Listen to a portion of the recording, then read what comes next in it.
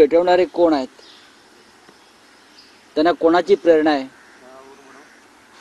आणि दंगली का पेटवल्या जात आहेत, हा महाराष्ट्रामध्ये अत्यंत संशोधनाचा विषय आहे. होळीलाही वातावरण खराब केलं. राजापुरात काय घडलं, अन्य भागात काय घडलं होळीला. होळीसारख्या सणांना कधी या महाराष्ट्रात दंगली उसळल्या नव्हत्या. उद्या गुढीपाडव्याला दंगली उसळण्याचा प्रयत्न करतील आपलेच लोक. आणि काल औरंगजेबाची ढाल करून काही लोक हिंदू मुसलमान दंगे पेटवतात या राज्यामध्ये. बाबरीचं उदाहरण देत आहेत की बाबरी प्रमाणे आम्ही महाराष्ट्रामध्ये औरंगजेबाची कबर उद्ध्वस्त करू. आमचं असं म्हणणं आहे, सरकार तुमचं आहे ना, नरेंद्र मोदी तुमचे आहेत, देवेंद्र फडणवीस तुमचे आहेत, दंगली कशाला करताय? सरकारनं जाऊन कबर उद्ध्वस्त करून टाकावी.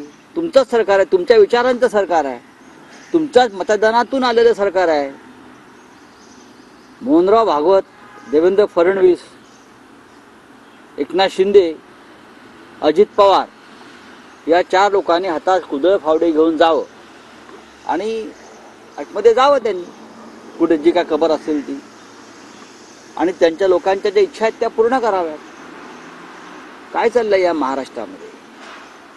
आम्ही वारंवार सांगतो आहोत की छत्रपती शिवाजी महाराजांचा शौर्याचं ते मेमोरियल आहे की एक औरंगजेब इथे आला, एक अफजल खान इथे आला, एक शाहिस्त खान इथे आला आणि इथून परत नाही गेला.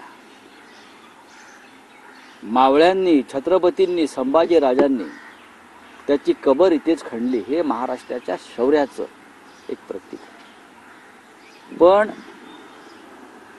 राष्ट्रीय स्वयंसेवक संघची विचारधारा अशी आहे किंवा भाजपची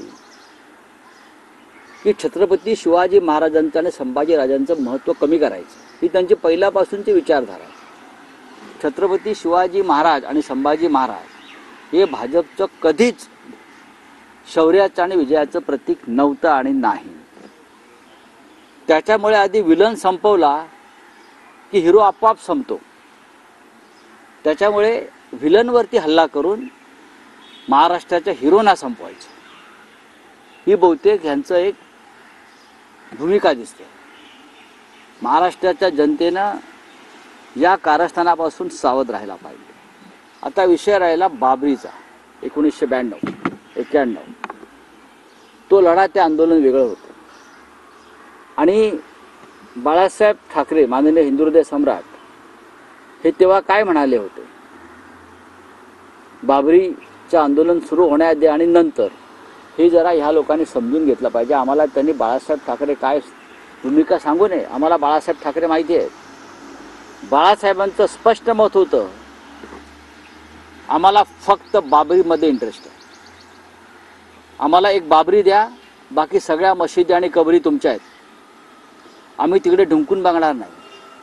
फक्त अयोध्येमध्ये श्रीराम मंदिर उभं करू आम्ही, आणि ते सुद्धा जिथे अतिक्रमण झालं, आक्रमण झालं त्या जागेवरती. आम्हाला एका बाबरीचा संबंध आहे, बाकी आमचा कोणत्याही मशिदी किंवा कबरीशी आमचा हस्तक्षेप असणार नाही. या देशामध्ये हिंदू आणि मुसलमान यांनी सामंजस्याने राहायला पाहिजे, तर हा देश, हे राज्य टिकेल. ही बाळासाहेब ठाकरेंची भूमिका होती. बाळासाहेबांचा लढा हिंदुत्वाचा हा राम मंदिराचा होता, आणि त्यासाठी बाबरीचं जे काय आम्ही पतन केलं ते त्यासाठी केलं. रोज उठून एक मशीद पाडायची आणि कबर तोडायची, हे हिंदुत्व माननीय बाळासाहेब ठाकरेंनी कधी लोकांपर्यंत रुजवलं नाही आणि आम्हाला दिलं नाही. राऊत साहेब, मुख्यमंत्री देवेंद्र फडणवीस